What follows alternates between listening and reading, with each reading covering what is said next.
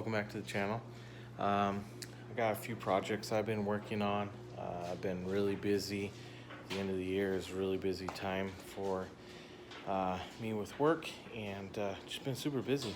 But we're also doing a few things. Our garage is still kind of a mess, but we are working on getting things cleaned up. And part of that was getting the Honda motor, my Prelude motor, off of the hoist and onto the stand, which we've done. Check it out. Excuse me. Check it out. We have it officially on the stand. So now I can come through and start taking off the hoses and the accessories, and we got the mainsail here. I got looking at this, and I've actually got this kind of on there crooked. It's off of the ground and off of the hoist. I can start taking some of the hosing and everything off, but I will be hooking it back up and then taking the mount here and adjusting it right so I can get the motor upright before I get going too much on it. So the next big step with the Prelude motor is to get hosing off and the accessories, and I still haven't decided if I'm going to take the intake manifold and everything off yet. But I mean, if you look at this thing, it is a complete mess. So I am probably looking at, I mean, there's the transmission there. Look how caked that is. That's going to be a job right there. But the first big thing to do once I get some of the hosing and the accessories off is to take the timing belt cover off. I have a timing belt kit right here, so I'll be taking the timing belt cover off. I'll be taking and replacing the water pump. I've got the stuff that's been sitting here for over a year. All these parts have to go onto this thing. After taking things apart, I've still got several parts I'm gonna have to get already. I know. But the main thing is to get the timing belt done. Once I can get the timing belt done, then I can do the valve cover gasket and get some of the seals and all the top end stuff done, and then plan on flipping it upside down, doing the oil pan gasket, the rear main seal, and then I can start putting things back together. I got a new clutch for it. I am going to be ordering a lightweight freewheel, and that's going to be spendy, but I put one in the Mazda, and driving that thing was a whole new adventure. It was awesome. So definitely going to be getting one of those. The flywheel on this thing needs to be replaced anyway. We're going to get that thing all cleaned up and start putting new seals and everything. Hopefully we'll have that ready to start putting back into the Prelude. I've had a couple people tell me, you have a lot of projects going on. Yes, I do. I'm trying to keep busy for one, and for two, I don't know. I always have lots of different projects going on. So the other project, as some of you have seen, has been coming up with a plan for tire chains for the Endeavor here. Kind of something that I can use on the Endeavor, on the Meepo. I don't know if the Meepo has, the Meepo does have clearance issues too. So that's the problem that I'm running into. I think with the Meepo, I could just take this cover off and I would probably be okay. But I am having clearance issues with this one. So I think this is 3/16. I can't remember what exactly it says. So this gauge wire that I've got that's coated, as you can see, it is like right up against the motor pulley.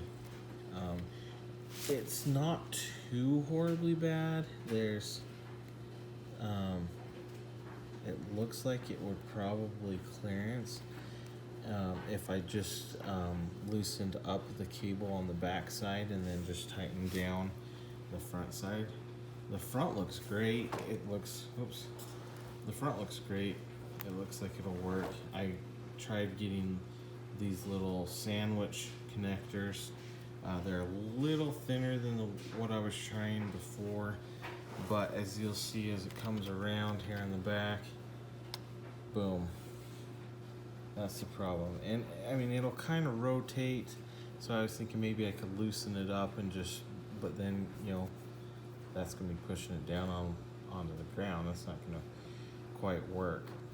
So it's not clearancing. I need it to be able to clearance. So I don't know if chains are gonna work on this. So there's a couple options before I completely just toss this out.